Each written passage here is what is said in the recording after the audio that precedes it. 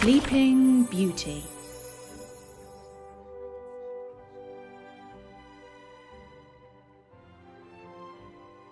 When 100 years had passed by, the son of a king from another family had gone a-hunting in that part of the country where the palace used to be.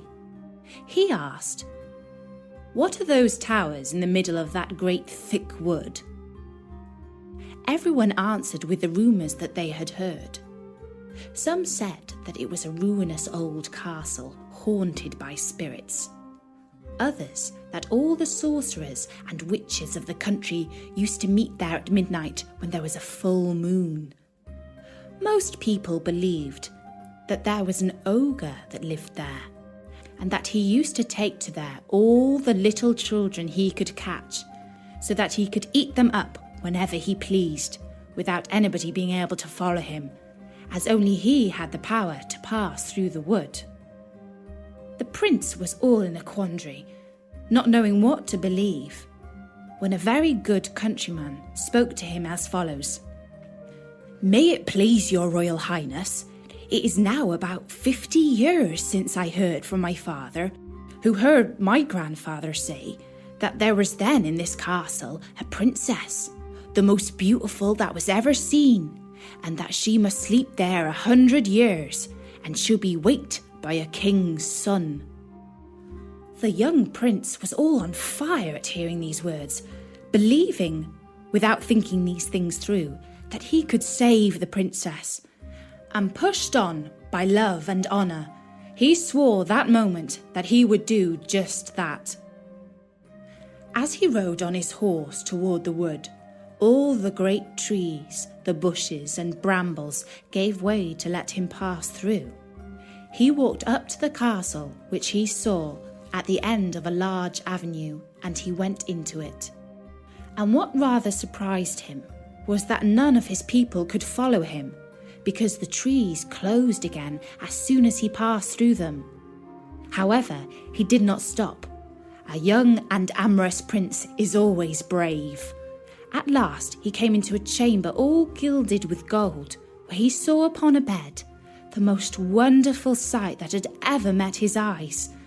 A princess who appeared to be about 15 or 16 years of age, and whose bright and rosy beauty was quite angelic. He approached with trembling and admiration, and fell down before her upon his knees and kissed her hand. And now, as the evil fairy's spell was at an end, the princess opened her blue eyes for the first time in 100 years, and looking at him said, "Is it you, my prince? You have waited a long time." The prince, charmed with these words, and much more with the manner in which they were spoken, knew not how to show his joy and gratitude. He assured her that he loved her more than anyone or anything in the whole wide world. In the meanwhile, all the palace awaked. A month later, he announced his marriage to the cheering crowds, and he led his beloved wife, the former Sleeping Beauty, in a great procession to the palace.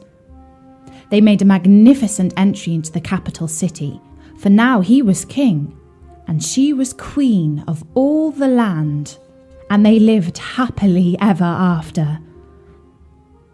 The end.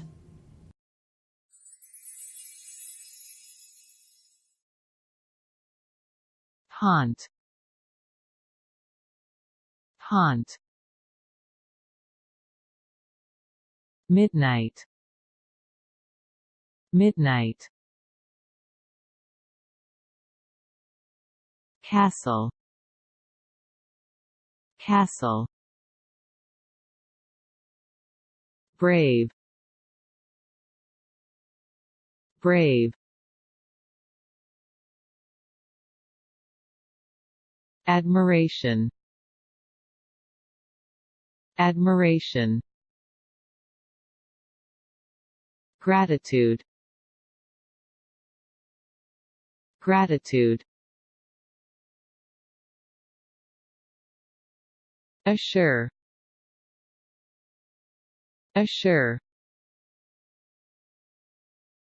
announce, announce,